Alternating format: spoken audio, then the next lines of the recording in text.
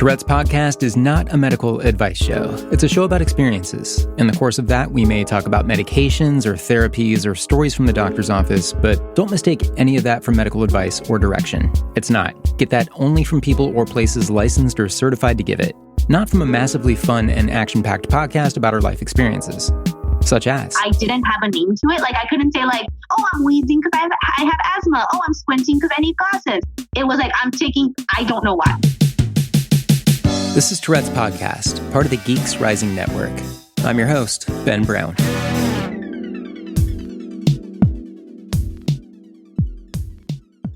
Welcome to the season finale.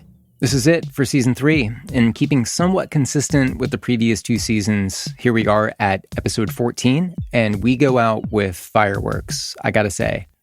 You're about to hear a full-on, rapid-fire, excitable kind of conversation with our very special guest, Wendy Diaz, who you might know as one of the contestants on the reality TV show Survivor, Edge of Extinction.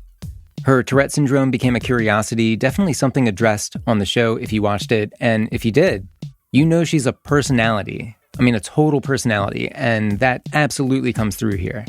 And I'll have a little bit more to add to the preface in just a minute. First, I gotta say, all right, so this is something I was gonna save to tie in with season 4, but just, I gotta go ahead and talk about it. Something really big happened to me this past week. I got to meet other Touretters in person, and it feels odd to say after 3 seasons of this podcast, but the truth is, in my adult life, I had never knowingly interacted with anybody else who has TS in person. I've talked to so many people online and through conversations on the show, but just never got to where I was meeting in person with anybody else with TS.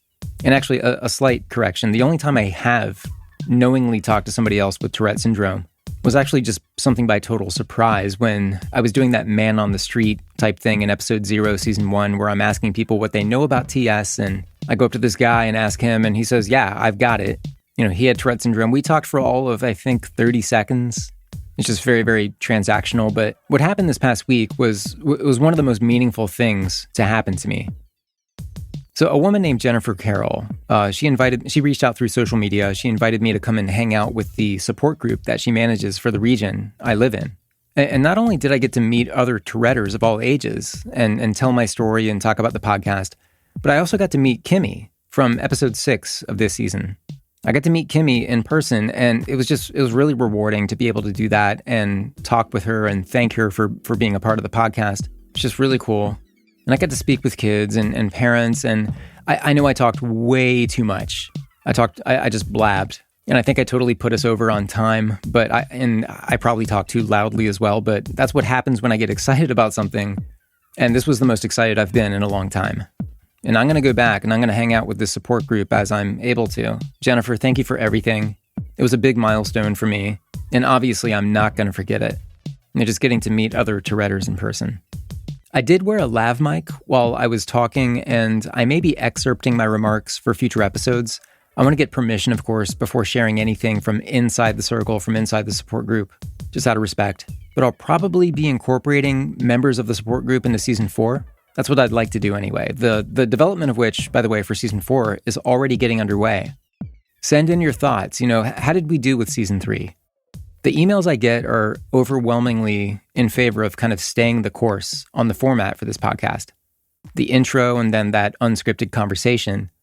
Now, I know I tend to ask a lot of the same questions to the different guests, but what I do like about that is the diversity of answers. Like, it doesn't feel stale to me to keep asking the usual questions about, medication or about being open or closeted about having TS. The answers continue to come out in an interesting way, and I appreciate that.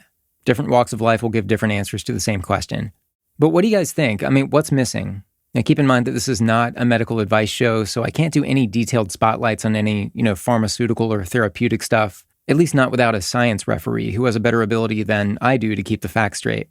This is a show about experiences, and it is being listened to now by a mix of Touretters and non-Touretters. I think this podcast presents relatable information about TS in a way that's maybe a little bit different than what you commonly see. And that's all, that's all thanks to the people who've agreed to be on this podcast. Opening up about their lives with TS, simultaneously expanding the awareness the awareness effort, but also showing the greater world how Tourette syndrome is kind of an analogy for what we all go through in some way. But by that, I don't mean that people who don't have TS know what it's like to have it. Not saying that at all. But it has developed into a conversation, at least here, about walking through the world with a trait that most people around you probably don't understand. And when you become aware of that thing within you, you're either proud of it or you're ashamed of it or maybe indifferent. TS seems like it can either be a big insecurity or a huge point of pride and identity. Granted, it can also be something you'd like to take pride in, but it's causing you pain. I mean, there's a lot in between. And like I've said, because I know you may not understand what it's like to have my kind of brain, I certainly don't understand what it's like to have yours. And so I won't assume that I do, that I know what your experience is and what you're going through. Instead, if I notice something about you that seems, I don't know, different or quote unquote weird, or you're basing your life off something I don't understand, well, I mean, so what? I don't need to understand everything about everyone around me, but I can be cool about suspending my assumptions and letting you breathe and live your life without my opinion. And if it's appropriate to give my opinion, then, hopefully it's well-informed. People have things they're going through. They have private things. I've got Tourette syndrome. You've got fill in the blank. I used to be really insecure about my TS because of how society treated it, made fun of it.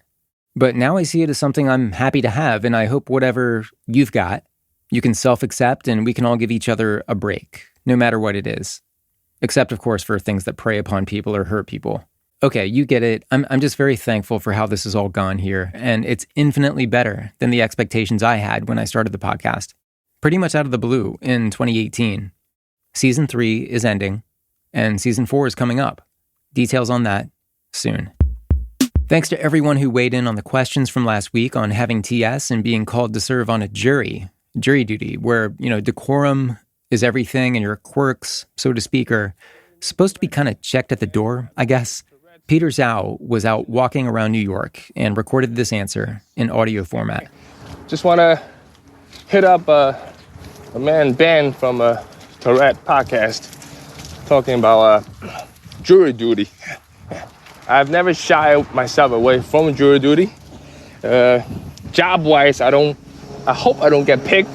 Of course, at the same time, I would like to, be part of it, So I've never used Tourette as an excuse to get myself out of jury duty. I've been selected almost to the very end until the civil case got me fired up, and I was told I'm biased, and I was dismissed. 7 days Tourette's. Check out Tourette podcast. It's pretty cool. Thank you, Peter. And everyone should go check out episode 12 of this season. It's Peter telling us about growing up in China and moving to the US and making sense of his TS, and eventually becoming the popular social media personality we know as Fabulously Tourette. Thank you so much, Peter. I also heard from a mix of people who said most said they were able to get out of jury duty, one way or the other, with a doctor's note or by writing a note to the court informing them, if you want the trial to move forward without noise or potentially distracting movements, then, let me out of this. Then I heard from others who said they did end up serving and the court or the judge was understanding about it and it wasn't a problem. I didn't really hear any horror stories. And I also want to hear your driving stories. Driving with TS. We had this question about driving a car. This was last week. Driving a car when you also have a tic that might potentially interfere with the act of driving. One of our listeners and discussion group members who has Tourette syndrome is also in the business of racing. Esther, who I think lives somewhere in Europe, she races automobiles on a racetrack with Tourette syndrome. And she says her tics really flare up, before a race. She made mention to hitting herself in the head while her helmet's on, but she can power through it because there's so much going on that needs her immediate attention, I guess, on a racetrack going 200 miles an hour or 320 some kilometers per hour. She said she's testing out her TS in the context of racing and actually has another race coming up that, if I understand, is a 24-hour endurance race. And I confess that even though I live in North Carolina and NASCAR is everywhere, I know next to nothing about car racing. But she says when driving on a public road, she pulls over if she feels any distracting tics coming on, or she works on redirecting her tics however possible. And then she said she recently drove home from work shouting a word that sounds like the word tics. It's something else, but sounds like that, and gathered some really funny looks along the way. Esther, I want to talk to you more, so you can teach me, or us, more about being a race car driver with Tourette syndrome. I would love to hear from others who also do, kind of harrowing work. while also having to manage tics that might get in the way of it. But everybody be safe, especially if you're going 200 miles an hour in a car. Speaking of which, we got an interview ahead that moves at race car speed. And that would be a really great segue that I'd be really proud of, except there's one more really honestly cool thing that happened recently that I got to mention here. I have these two really fantastic cousins-in-law, twins, 10 years old, Justice and Gianna. They're both really talented, really smart, and really considerate and thoughtful. And they noticed the Tourette awareness bracelets that we have here around the house. Shout out to Kale for sending me those.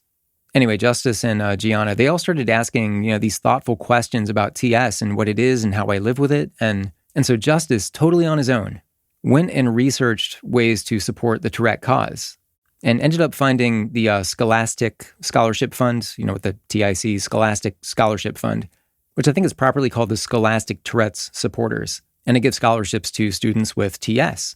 And so Justice set up a fundraiser on his Facebook page with a $5,000 goal for this cause. And he was marketing this to his friends and to his family to raise money. And this is his idea. I didn't even know about it. His mom told me about it.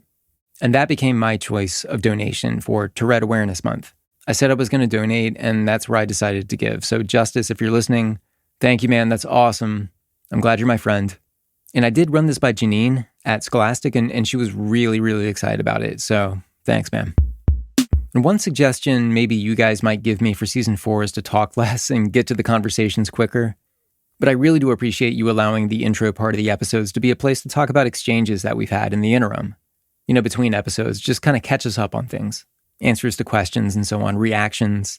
And I like mentioning you guys. By the way, big shout out to the newest patron of the podcast, Jerry. His support of the show at patreon.com/Tourette's podcast keeps things fueled and helps cover the bills and the fees that come with doing something like this. Jerry's been awesome to get to know with a really interesting background that I definitely want to spotlight in the next season of Tourette's podcast. Thank you, Jerry. And with that, I'll get right to the finale conversation of this season with our guest, Wendy Diaz, who got attention far and wide recently for her part on the reality show Survivor: Edge of Extinction, which did include a focus on TS by way of her.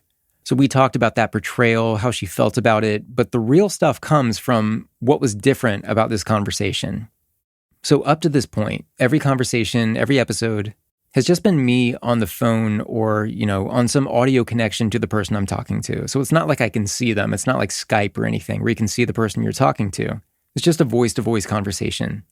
But this one was the first time I did it over a video connection, which meant that I got to see Wendy and which meant I got to see her ticking pretty constantly. And it was really setting off my tics and really stoking this level of high excitement, I guess you could say, on my part. Just at the whole experience. And I'm playing off of her energy and her vibe. And we just end up with a pretty fast pace of conversation that hits all kinds of points. And we end up sort of trading tics back and forth, like I'm adopting her tics in the course of talking to her. I pick up one of her tics that I'm still doing when I think about it. But I wanted to set that up because there are references to us kind of seeing what each other is doing. And I didn't want that to be confusing in this audio format. But I'm not going to delay any longer, except to say thank you so much for listening this season, and we'll do another farewell on the other end of this interview. But have fun listening. Here's me and Wendy, recorded just this past Monday. First off, just introduce yourself, tell us your name and the general part of the world you live in. Okay, so my name is Wendy Diaz. I'm from Los Angeles, California. Wait, that's too No, just, you don't have to give us your street address or anything like that, but just, kind of generally let us know where you are. So I'm from Los Angeles, California, and I was born and raised here. And so what occupies your day? You have a small business, right? I do. So basically my whole day is I work from home. I run my entire business from my house. So I'm just working here, and then occasionally, about like once every month, I do conventions like Comic-Cons, raves. Oh, cool. So what do you do with Comic-Con? Are you a vendor there, or how do you interact with Comic-Con? So my business, I make pop culture parody clothing. Mm-hmm. So it's basically I'm a geek. So I like making I make shorts, like little booty shorts for girls. I make boxers underwear. It's called punderwear. Funderwear? Is that what you said? Punderwear. Punderwear. Okay. Yeah. Okay, I'm going to launch a different brand now. Yeah. Punderwear. My competition. So what is it? I mean, could you describe it a little more? Yeah. So basically, okay. It's a bit inappropriate, so I'll give you like a cleaner one. Okay. So I have a little pair of underwear, and it says like "Let me peek at you," and it has like a little Pikachu. I follow you. Okay. There's other things like the little ghost from Mario. Yeah. So there's one that says like, "Do you want to touch my booty?" Yeah. So it's basically that's why I just come up with puns all day and I put them on clothing. So is this all you, or do you have a business partner, or is this just something you launched? Yeah, so it's me and my boyfriend. We actually started the business together. And we started with like a small storefront, but once the business started expanding, we just didn't have time to control both like the conventions and that. So we left that, just primarily work from home. And then, we basically go all over the country sometimes, just going to conventions like in Florida. We're going to try to do New York, Texas, things like that. That's so cool. So business-wise, I mean, is this something you always kind of wanted to follow, kind of having your own business or entrepreneurship, or was there kind of like a jagged path to that, or? No, so like my family is kind of always been really business savvy. Like we really like being our own bosses. So growing up, like my mom and dad, like they always started businesses and eventually they just went on to like working for their own. But then they started getting like regular jobs and stuff. So we always kind of knew from a young age that if we ever had money trouble or anything, we could just start a business and we didn't have to like struggle, So like I went to school for computer science, but so I have my degree kind of as a backup plan, but I've never really wanted to work for anyone. So I really want to expand my business into like a lifelong career. So you're a competitive person from what I've gathered, just from the clips I've watched of you and everything. I mean, is that accurate, or is that a real portrayal? That's very accurate. I'm like really competitive, and I like saying I'm a sore winner and a sore loser because if I lose, I'm like the biggest baby, and then if I win, I'm like rubbing it in your face. So, do you think your Tourettic brain, we'll call it, do you think that influences sort of your level of energy for the work you do? Because for me, I guess you can. Competitive isn't the right word, but I definitely have a hard time turning off my brain to ideas and the work I want to do, and it's always going. I hate sleeping. I love having something to work on. I don't like idle time, even though I need to. I need to relax way more than I do. But can you relate to any of that? You are literally taking the words out of my mouth. It's so funny because if my boyfriend were to hear you, he'd be like, "Oh my God, you guys are the same person." Like I'll stay up at night. I'm always really, really active, and it's always like if I think of a project, I want to do it right then and there. It's not like I don't wait for tomorrow. I don't wait for next week. I'm like, no, I'm gonna figure it out. And I'm gonna do it right now. It's like I'm really hyperactive, and I feel like that really does help like my business side because instead of waiting, I just do. So, Survivor. How did you get? I assume that this is something that kind of grew out of that. I'm guessing you heard the casting call and the sort of competitive side of you reached out and just kind of went for it. Is that right? Okay, so that's kind of funny that you mentioned it because the same way I just described this, that's how I applied for Survivor. I was watching TV and it was like, oh, you can apply now. And I was already walking my computer. My boyfriend was like, what are you doing? I was like, oh, I'm going to go apply for Survivor. And he was like, no, we have to make a cool video, jumping off the overpass. And I was like, no, I'm just going to talk on the computer. I went, I did my thing. And a week later they were calling me and he's just like, how even, like, how do you even think of these things? Were you surprised when you heard back? Yeah, because I'm very, very spontaneous. So like I always get myself into, I like calling them jams. Like since I just do things, sometimes it doesn't really work out and I'm just like trapped in this, like I don't know how to explain it, but sometimes I do things that I didn't originally want to get myself into, but it kind of led that way since I'm so spontaneous. So for this one, I kind of did it and forgot about it. And then I don't usually answer my phone calls. So they left me a voicemail. They're like, hey, I'm from Survivor. I was like, Survivor? They're actually calling me that? Well, so what did you tell them about yourself? Was it sort of like, what was the application process like? And what kind of, did you divulge that you had Tourette Syndrome? And, was that part of it as well? That's actually funny that you mentioned it because when I applied, they didn't know I had Tourette's. Like I was hiding, but I wasn't really hiding it because I was just like, oh, I'm not going to get picked for it. I was just kind of, because when I get really excited, my tics come out really, really naturally. Yeah, me too. When I did my casting video, since I did a lot of editing, I just edited them out because I'm used to editing them out. I don't find it, I'm not ashamed of them, but I'm just used to like, oh, they don't need me squeaking every 2 seconds, so I just naturally edit out.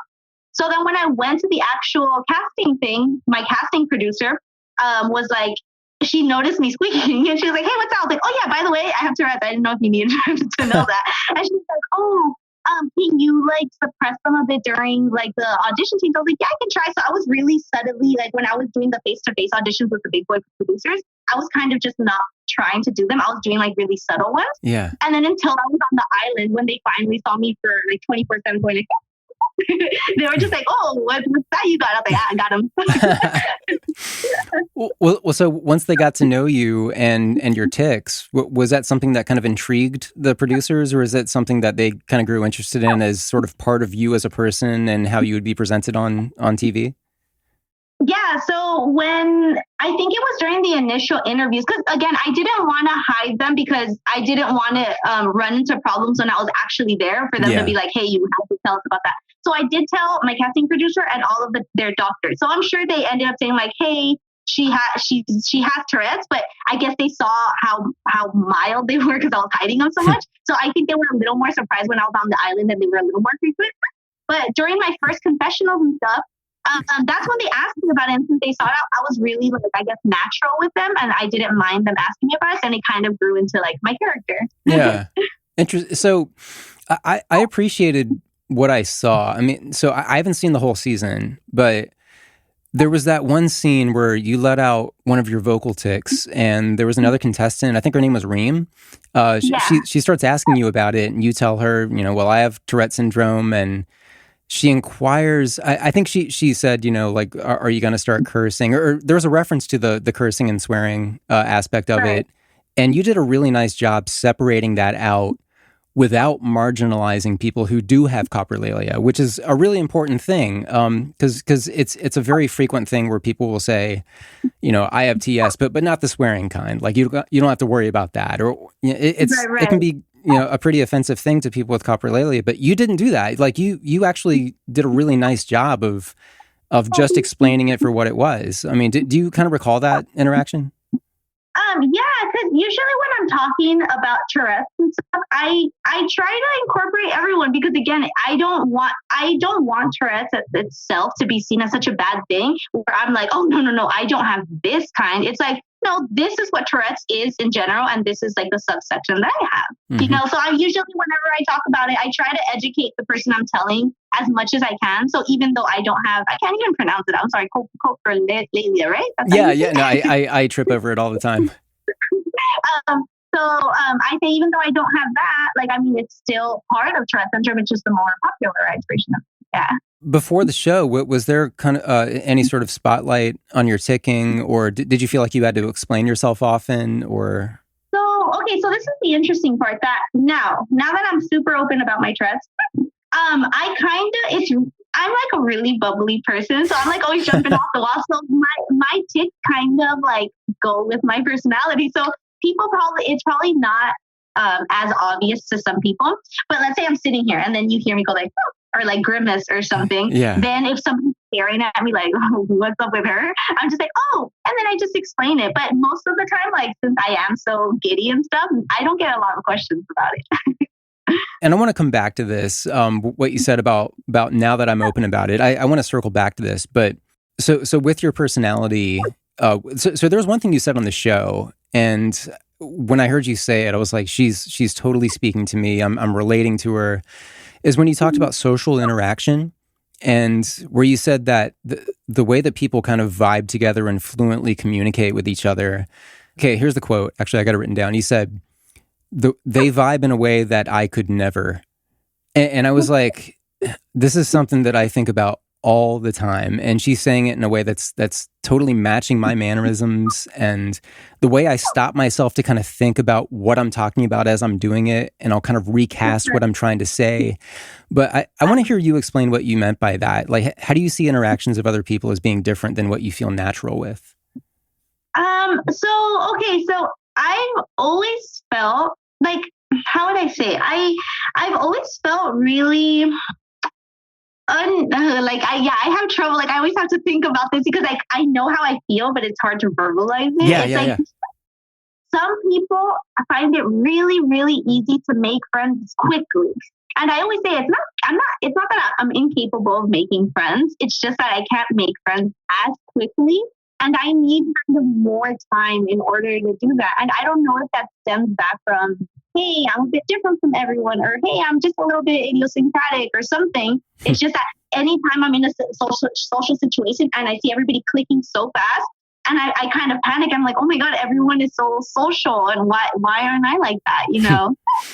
Yeah. So with me in general, when I'm talking to people, let's just say I'm talking to the neighbor next door or I'm socializing with someone I work with, I have a crystal clear idea in my head of what I want to say. But what I actually say out loud is the murkiest, most distant, I think most complicated way of saying what I'm trying to say, to where I just kind of turn my sentences into mush, into these really nervous knots, and then I can see the brow furrowing on the person that I'm trying to communicate with. Yeah, and it's like you can just see them kind of losing hope that they're ever going to understand what I'm trying to say, to the point where usually their next sentence is, "Okay, well, good talking with you, man. I got to run." And it's especially frustrating because I'm a communicator by trade, is what I do, but where I shine, I think, is when I'm writing my thoughts out. If I'm writing it out, it comes out very clearly and easily. I can write articles really quickly and the thoughts come out as they should. And I do okay on the podcast, I think, because of the nature of it, because I know I'm talking with someone who kind of gets where I'm coming from the Tourette Syndrome angle. Right. And so people tend to be more forgiving when I'm talking to them on the podcast, and that helps a lot, which is why I love this community. And I guess that brings a question, like, do you interact with other people who have Tourette syndrome very often or ever?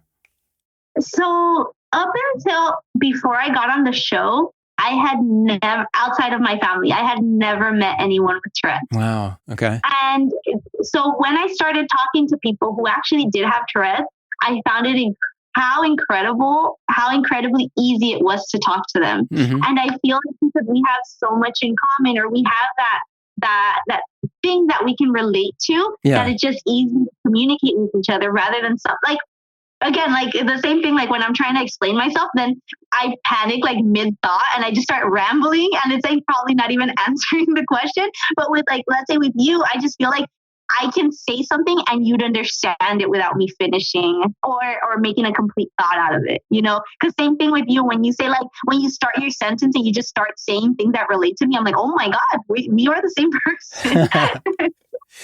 Well, so Survivor connects you with all kinds of people who are, I guess, trying to make contact with you, writing to the show, or how are you getting to know the community? So I've met a few people through Instagram. They actually reached out to me when that episode aired and when my last episode aired, because they were just saying how many people were like, I've never wanted to try out for Survivor because I didn't think I would be able to with my Tourette's. But seeing you out there kind of inspired me. And I just thought about it, and I was like, I really didn't go out there to be an inspiration. Like I'm happy that I was able to play that role. But like, just thinking back, I was like, I never said, oh, I'm going to go on here because I'm going to show them with someone with TS can do it. I was more just like, oh, I'm going to do this random experience. And then it came out the positive thing, and it's really happy.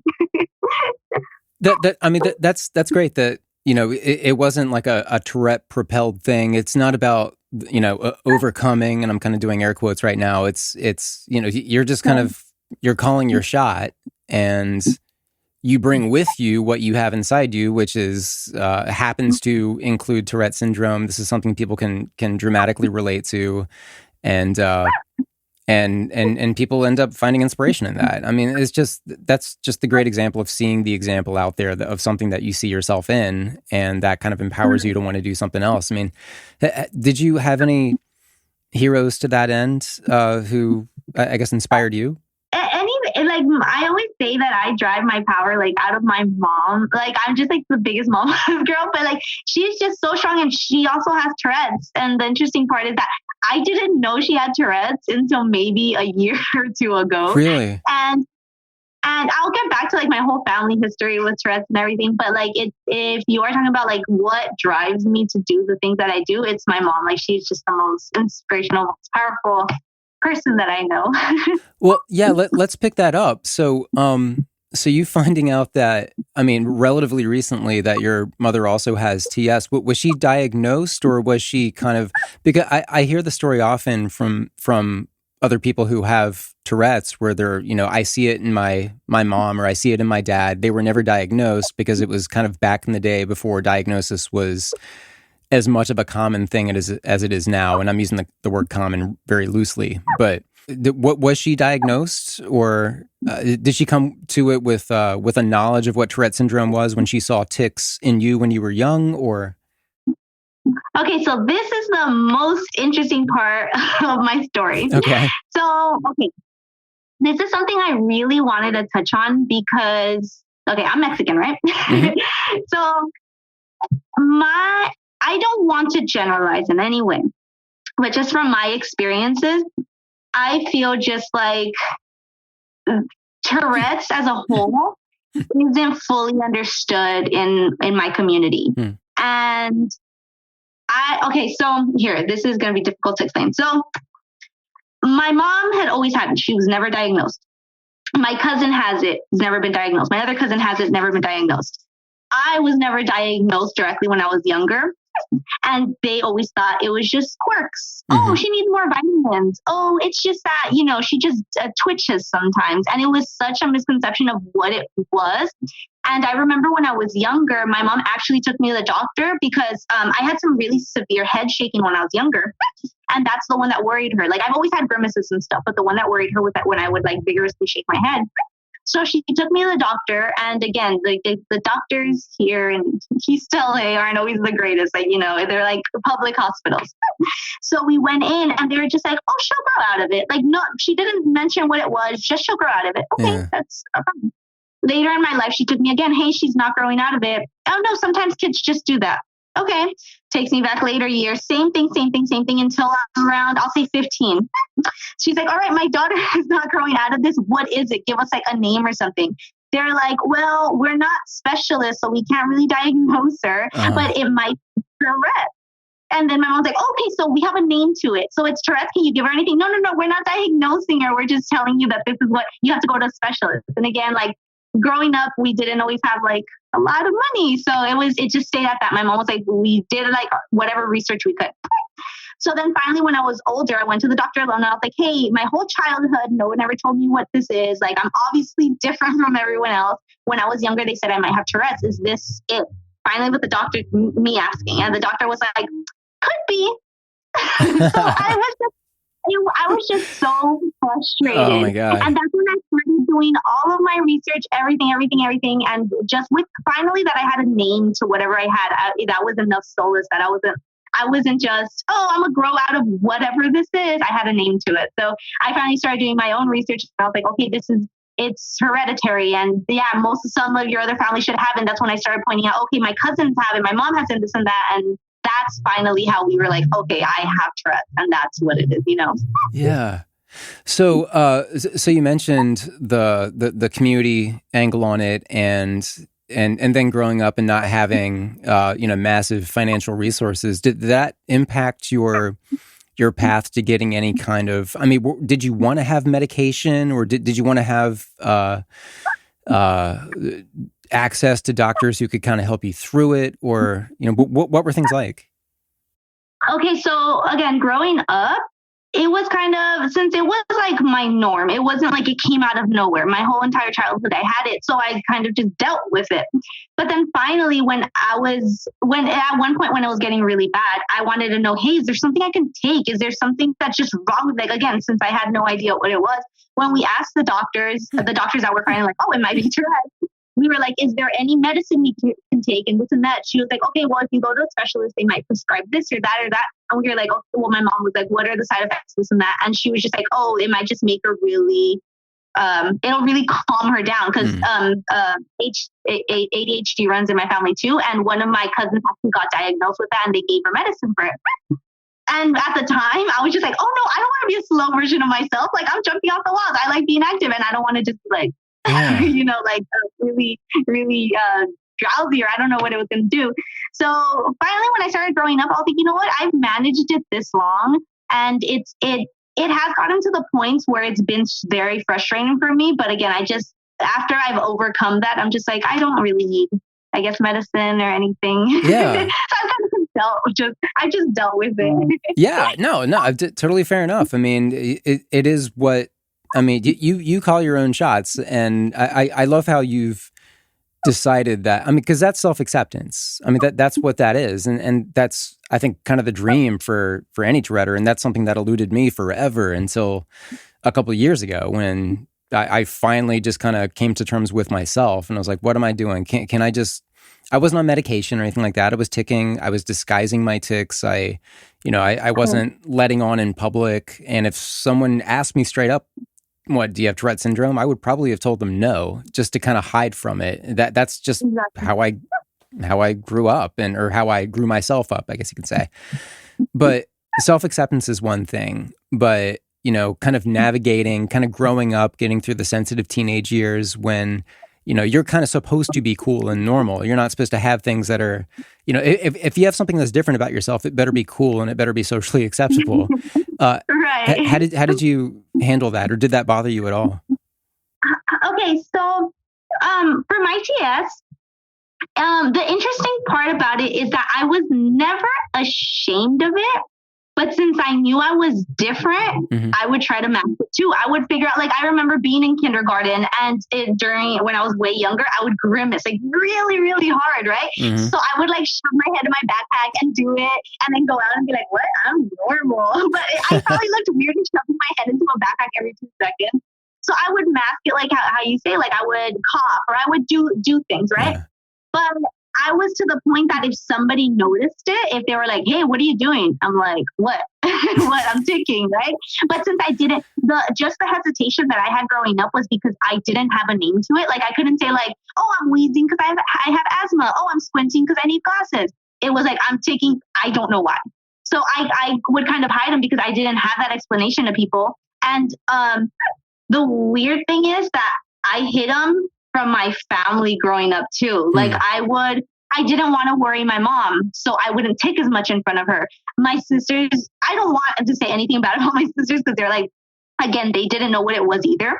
But sometimes growing up, they'd be like, oh, she's doing that to get attention. Yeah. And right. And I just wouldn't understand that. I was like, if I wanted to get attention, there's easier ways of making faces or noises and stuff. So I would try to hide it from them so they wouldn't make fun of me.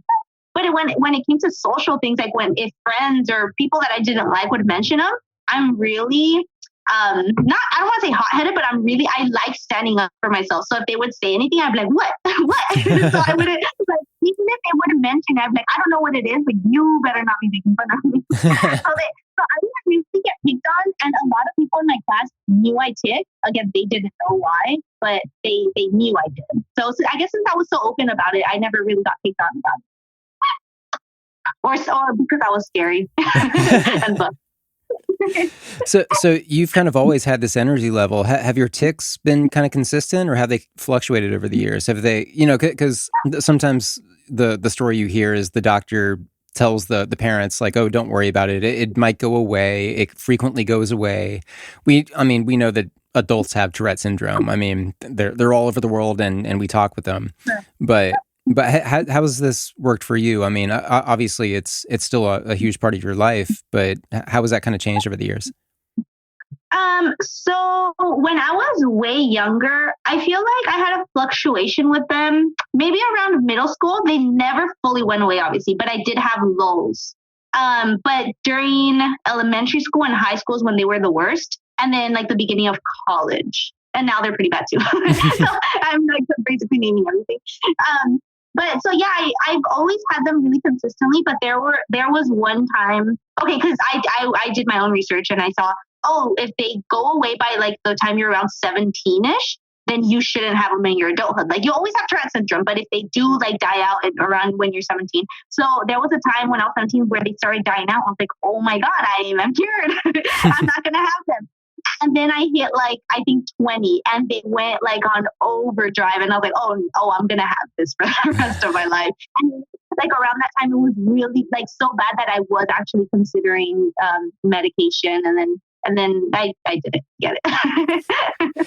Well, what do you think that was? Are there certain things that transitional things in life, like moving to a new city or getting a new job, or because sometimes there are stressors that can set off tics. What do you think it was with you? And that's the interesting thing, that I was trying to find a correlation between it. I know stress induces them a lot, or different things trigger them.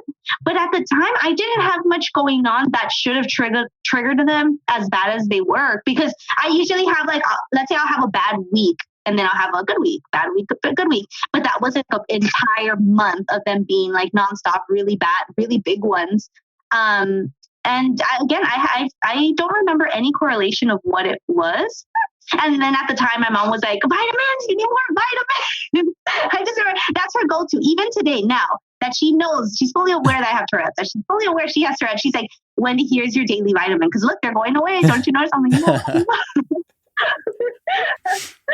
Well, is there anything that does seem to help, or sometimes outlets and creative pursuits and things like that will kind of put you in or at least I'm using the word you for me, if I'm podcast editing, or I'm doing photography, or just things I enjoy doing that kind of tap a creative side of my brain, it seems to not bother me as much in terms of if I am. I guess I've said it this way before, that if I am still ticking a lot, it's not bothering me as much because I just kind of happen to feel a little bit more comfortable. Do you have anything like that where you have any go-to activities that seem to help?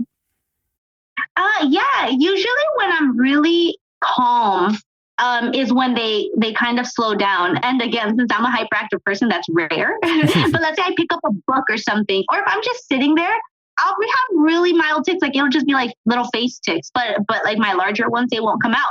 But the second I pick up like an Xbox controller or something I really have to concentrate on, I'm like ticking like crazy. So I know what will trigger them and what won't. So if I talk about them, I'll start ticking.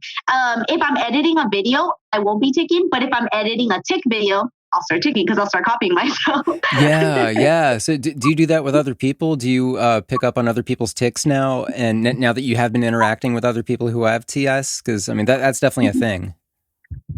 Yeah, so it's so crazy how I always say they're contagious. Like right now that you're ticking, I'm like, and it's so funny because, well, no, this isn't, I don't want to say fun, but I've seen people tick, like I've never met them, but I see them out on the streets ticking.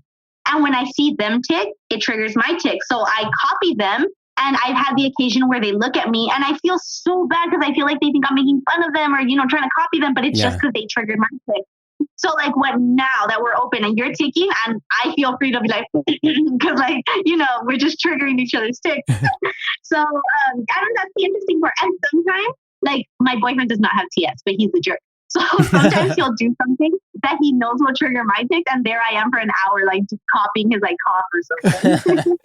Yeah, and to explain for people listening, so this is the first time I've done an interview on this podcast where I am looking at the person I'm interviewing. That not in person, but we're talking over WhatsApp, and I can see you on my screen, and I am ticking way more than I typically do on this podcast because I'm looking at your motor tics, and I'm picking up on your sounds, and it's definitely getting me going. And I think your energy level is also getting me going in a way too.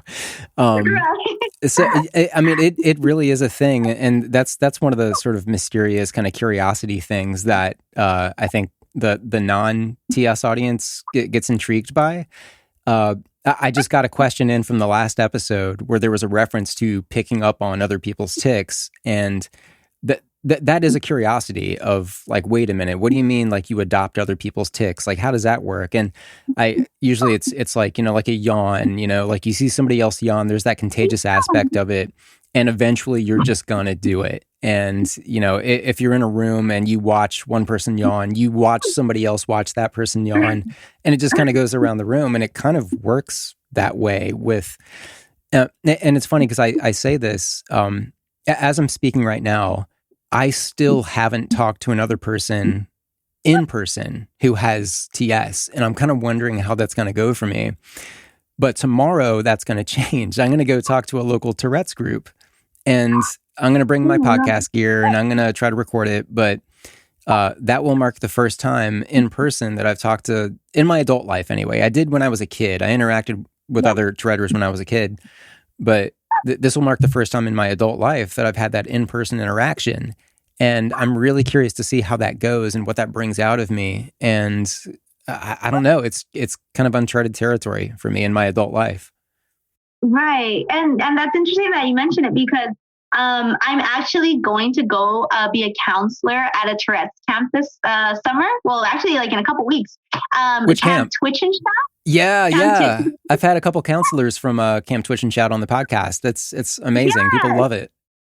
One of the counselors reached out to me during the season and was like, we would love to have you as a counselor and this and that. And I was just like, oh my God, that sounds amazing. Yeah. And I was watching a promotional video for it, super excited. But then I saw people ticking, and I started doing their ticks. I was like, oh my God, I'm a company with like 10 new ticks. Like, it's so funny that you feel contagious, because that's how it feels.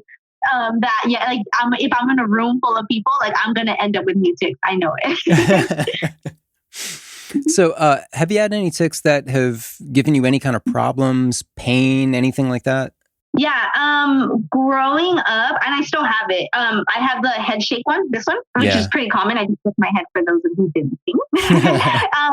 So when I was younger, I would do it like so vigorously that I know it sounds crazy, but I would have to feel me as a kid. My brain hit the sides of my head. So that's how hard I would be doing it. I'm pretty sure I was causing damage. So that's what made my mom worry initially.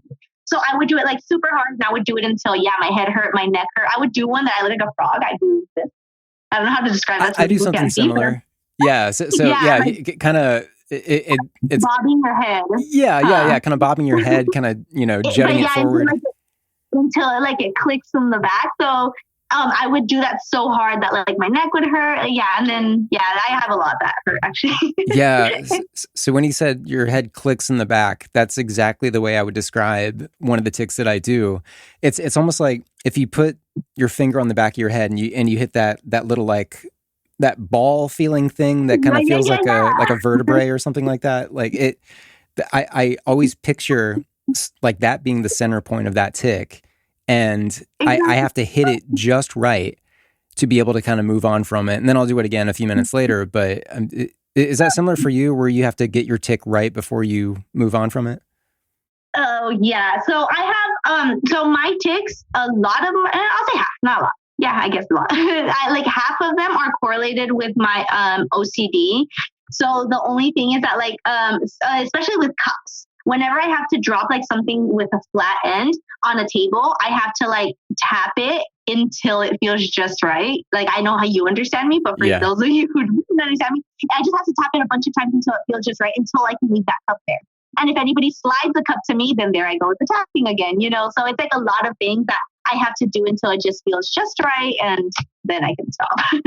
So are there other comorbidities that you have with it, OCD or even anxiety, sleep issues, things like that?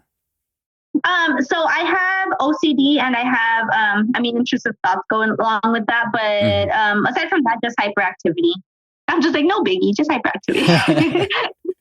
Wait, what do you do about sleeping? I mean, with me, we talked about this a little bit earlier, where it's no fun getting to that hour where you're like, okay, I got to stop what I'm doing, or else I'm going to be a disaster tomorrow because I'm not going to have the sleep I need to get through the day. I got an important meeting or some kind of engagement tomorrow I need to be good for.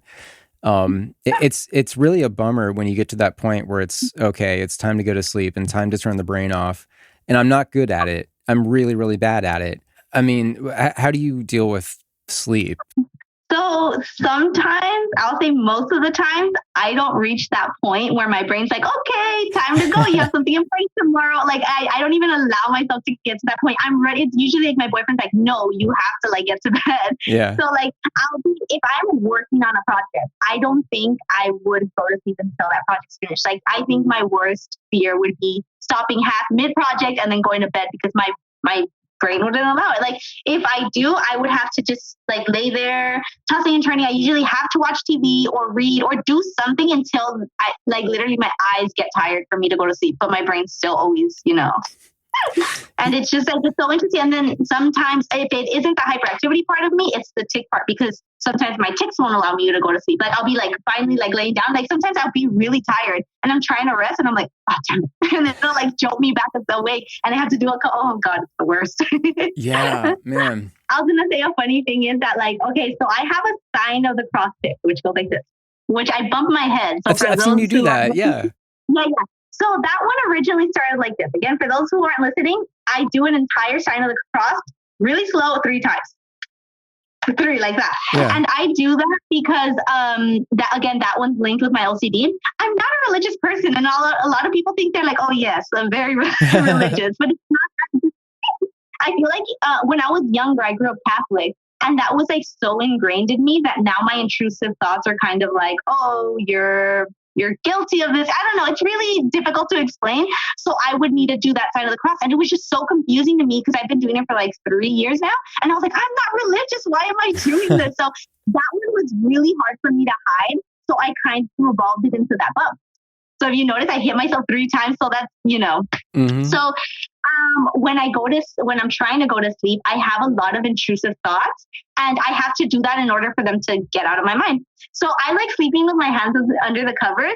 And when I'm finally in a good position, my head's like, oh, intrusive thought. I'm like, damn it. So I have to pull my hand out, do it, and then go back. It's like the worst. It's like a vicious cycle. Oh, man. So back to adopting tics. And maybe it's because I grew up in a Catholic household as well. And now I feel this like sign of the cross thing, like calling to me, where I feel like I want to kind of like peck myself in the forehead, hit myself in the chest, touch the shoulders.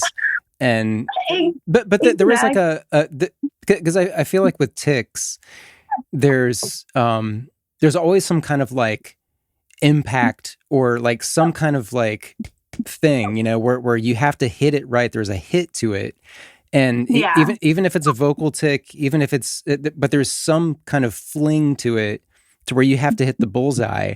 And the sign of the cross thing is really appealing just because it has that. There's kind of a pattern to it, and there's an actual like touch impact.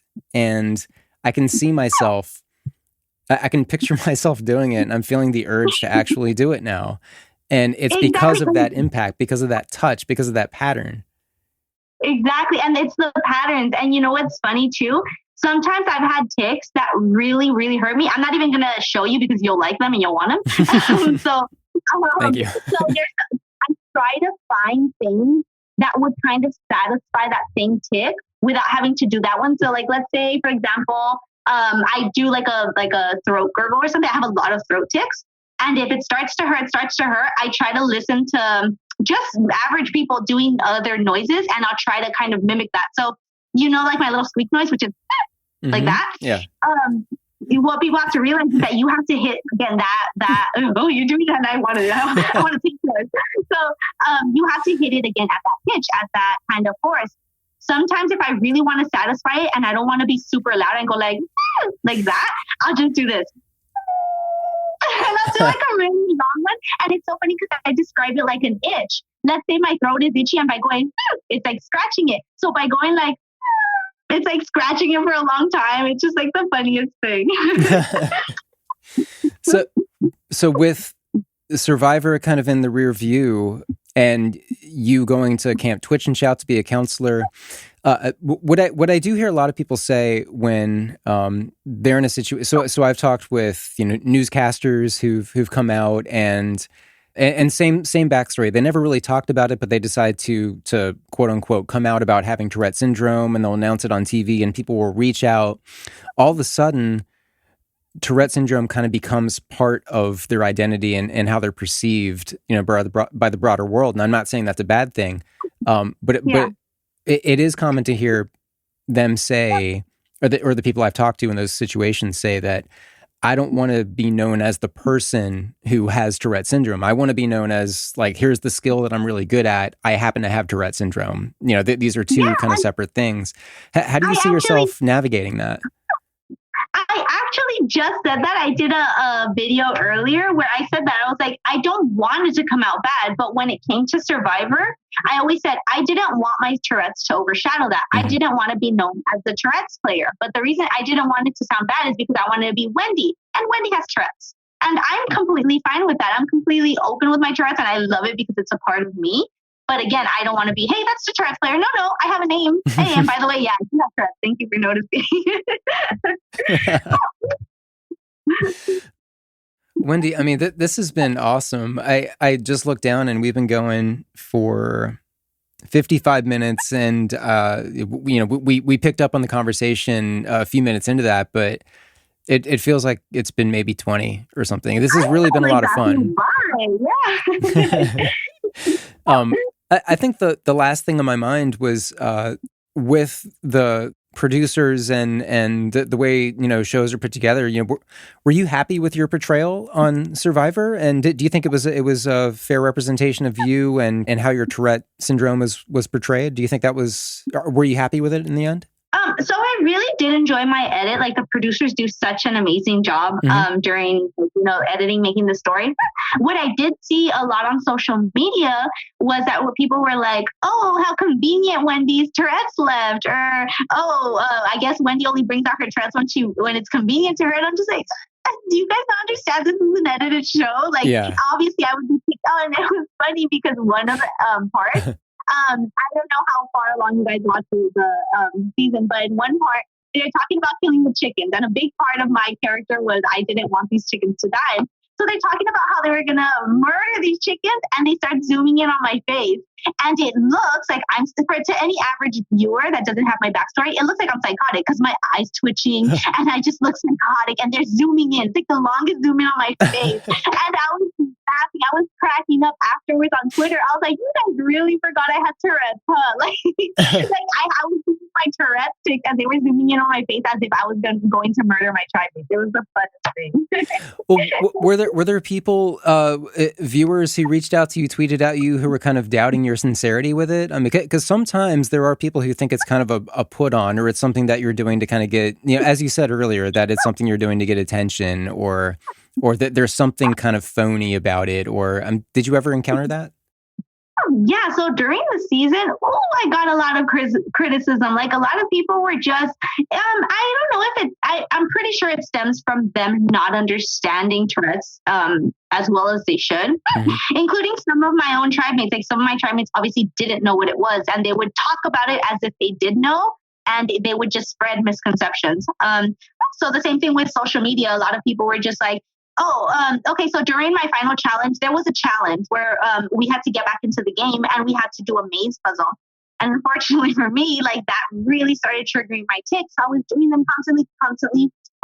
And then people started saying like, oh, well, it was such an important challenge. Why didn't she just stop them for that second? And I was like there were such ridiculous comments. Yeah. I'm sure in their mind think it's like a very rational thing. And I'm just like, yeah, you know what? Man, I should have thought of that. I probably shouldn't have been thinking during that. Or like they'll just say things like really crazy things that I'm just like, okay, well, you guys obviously don't know how Tourette's work.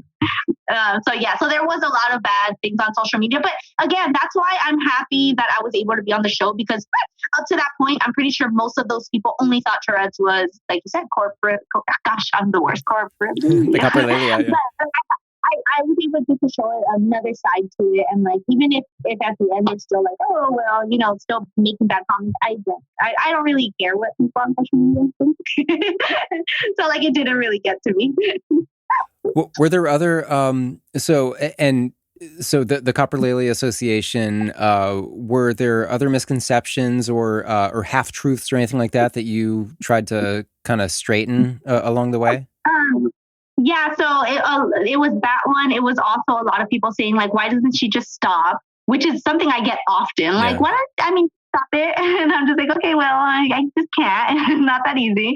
And what else was it? There was just there were some people online just claiming that they themselves had Tourette's. Not saying that they didn't, but how it just sounded like they didn't. How they were talking about it. They were like, oh, she's exaggerating her tics. And I don't know, it didn't make sense to me. I was just like, I mean, even during that challenge, they weren't showing at how bad it was. So people thought that I had ticked once and they had it on a loop just to make like good TV or something. I'm like, oh no, it was that bad. So there was a ton of misconceptions when I was on the season. And even now people are just like, oh, she was doing it for attention. She's barking for attention. I'm like, again, how does that make sense?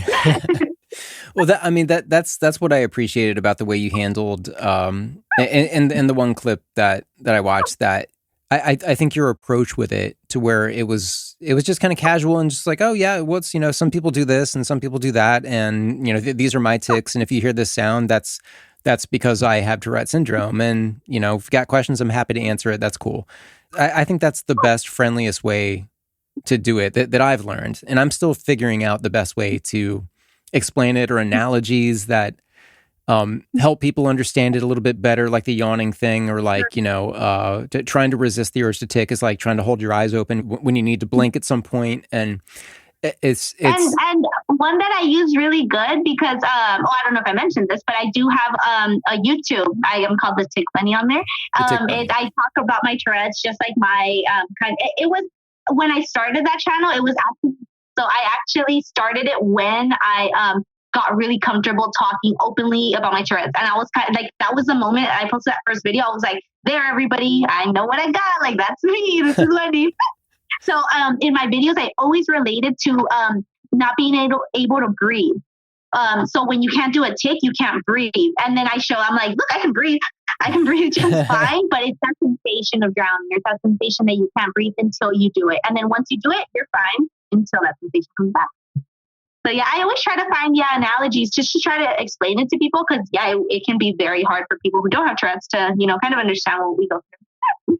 Well, I mean, this has been awesome, and there are people who don't have Tourette syndrome who listen to this podcast, and people who are just completely removed and random to it, who don't know anybody who has Tourette syndrome. They've just tuned in because they're fascinated by it, and I think one of the cool things about that is there are so many things about having Tourette syndrome, especially for people who don't know anybody else in their personal lives who live with it as well. It can be really isolating to, especially if you're worried about the social fears and the ridicule and being made fun of and everything. You do what I did and you bottle it up. And so it's nice for everybody, I think, to kind of get into a room and hear it, especially the way you've been describing it. I mean, this has really been good. It's been helpful. It's been very accessible. And people who don't have TS, and I've heard from a couple of them who have things that they can relate to from that, just the experience of, I don't have Tourette syndrome, but there are things about me that that I find give me a feeling of isolation. And I think it's just the common denominator of, if everybody was just a little bit more forgiving of each other and what everybody kind of has going on in their lives. And that's one thing I do think Tourette syndrome presents as an advantage, is that it gives you a sense of empathy and a sense of sort of, you give people a break more. And it's because I know that there are other people out there, if they see me ticking in public, they might think something, they'll wonder what's up with me. And maybe they'll come to some decision that is, inaccurate or negative, and because I'm aware that people may do that to me, I've totally suspended any thought of doing that to anybody else. And it could be a social thing. It could be anything they have in their lives, or if they're having a hardship, I'm not going to blame them for it. Maybe there's something else going on. It's just, I feel like having something like this is a really good connection point to understanding what other people are going through. And that's why I think it makes it really relatable. Yeah, exactly. And a good thing that you say that whenever you see anybody else on the street and you're like, I don't know, in the back of your mind, you're just like, there's any sort of judgment. Yeah, you stop and you look at yourself and you're like, no, like imagine the same people. Because I've had people in the past be like, oh, she's on drugs, or she's like, even one of my castaways, which is like, oh, let's take your own pack, or like things, because I'm really hyperactive and stuff. So I'm just like, imagine I don't like being like told things like that. So let alone me even thinking anything bad about anybody else. And that's why whenever I talk about it, I try to normalize it as much as I can. And that's why I kind of say it in a factual way, saying like, yeah, I have Tourette's, and say it so casually that it's not like people just kind of carry on with it instead of like trying to make fun. Like, even if they had that sense, like, I'm gonna make fun of you because you have Tourette's, like I say in such a normal way, it's like, okay, that's you wasting your time, What would you say to a listener who's maybe having difficulty with that, they don't know anybody else, they They may have online communities and Facebook groups and places where they can find, community and support. And that's super, super important, but are still kind of struggling when they're out there by themselves in the world, at the workplace, trying to navigate the world of relationships and everything like that. I mean, what advice would you leave somebody like that with? Well, for me, I always say, because I do feel like this is part of my personality, so it is easier said than done, but I always think, keep this in the back of your mind. If you guys are trying to hide it, or if you guys are so worried about what other people are going to think, those that you're scared of, like those who you think are going to make fun of you, you don't need those kind of people in your life. You don't need any of that in your life. So what I found most surprising when I came out with my tics and everything, all of my friends were very accepting. And after I was like, this is what Tourette's is, they were like, okay, so that's Wendy. And yeah, she twitches sometimes, and that's it. So that's the type of people that you want in your life. You don't want anyone who's going to make fun of you. So if you are scared of that, again, it's just like the best way to cut out like the toxicity from your life. And just remember, they will accept you for who you are. And that's just the best like way to put it, kind of. I don't know. I'm like the worst. That was perfectly said.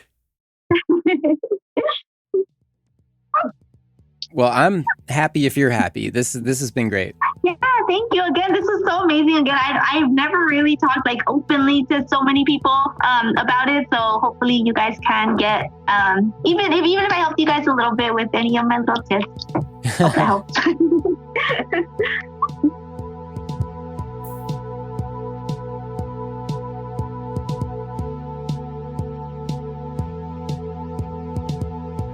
Wendy, thank you so much. Thank you, everybody, for listening. That was just the most blazingly fun way of ending this season. Wendy and I had actually been talking for a bit, trying to line up our schedules, and it came together at the perfect time. I think that was the perfect way to close out this season. Wendy, thanks for your time. And by the way, I'll have links in the show notes at tourettespodcast.com to more information about her, about Wendy and her business and her time on Survivor. I had a blast with this one. I hope you guys enjoyed it. Thanks endlessly to Sophia, John, Eliana, Akiva, Alex, Kimmy, Anthony, Liam and his mother Sarah, Kristen, Clay, Dr. Clay, Jason, Peter, Dylan, and last but certainly not least, Big Wendy. I so hope I didn't leave anybody out. You guys made season 3 and I'm forever grateful. Learned so much from you. Even though the season's ending, the dialogue is not. The conversation continues. I'm still going to be updating Tourette'sPodcast.com pretty frequently. I'll be rolling out some guest blog posts. And I'll be doing more with Geeks Rising, with the network that this podcast is on. By the way, Geeks Rising, I mean, that's been a real bonus for this podcast. Thank you to Bandrew Scott for making this happen. Bandrew is the head honcho at the network at geeksrising.com. That's where you can find this and other podcasts, fantastic podcasts. I can't thank the community enough, and I will be part of some episodes of other podcasts coming up too. So everybody, I'll keep you posted on that via social media and through the website, again, tourettespodcast.com. And in the Tourette's Podcast discussion group on Facebook. Thank you always to Sophia in the UK for taking such amazing care of the discussion group and keeping things good to go there. She has been on the ball from the get-go. And I really couldn't do all of this without her help. So everybody, please tell Sophia thank you for that. Join the discussion group if you haven't already. It's really fun. Great questions, great answers, awesome support. Tourette's Podcast discussion group on Facebook. And I want to thank my wife, Ambrose, for being so cool and supportive of the time it takes to do a weekly show like this. She's really been amazing. There's a lot more on the back end than just hitting record and talking. I mean, it does take a lot of time and often turns into a series of late nights. I still wouldn't change a thing about it. I mean, this podcast has really changed my life by way of you guys. I hope it's been a help to you. Ambrose, by the way, thank you. You're amazing. I love you. She's a total factory of ideas, too, and she comes up with just really awesome ideas for this podcast, left and right, and helps with things beyond my bandwidth, including social media. Tourette's Podcast is also on Instagram if you're not following there, at Tourette's Pod on Twitter. Tourette'sPodcast@gmail.com is how you can get me directly. If you have any thoughts or opinions or fact checks or anything. Really quick here, the Treating Tourette Together Summit is coming up in August in Minneapolis, Minnesota, United States, and I'll be there and I'll be reporting on it. Tourette Canada has its annual conference coming up in October. I'm going to be running announcements at Tourette'sPodcast.com in the interim because there is a lot going on. For now, I got to catch up on some life things, but season 4 is in the works, and as we grow, we get better and better and bigger, so keep the dialogue going, keep checking out Tourette'sPodcast.com, keep talking with the discussion group, and keep sending email because communication is ultimately what this podcast is about. Communication and understanding and making connections. Speaking of which, shout out to Brad Cohen. It's been really cool connecting with you. Shout out to Logan of the Conversations with Creators podcast. Heather from Sunshine and Power Cuts. Just been really cool getting to know more people. So let's keep it going. Thanks. Talk to you guys soon. This is Ben.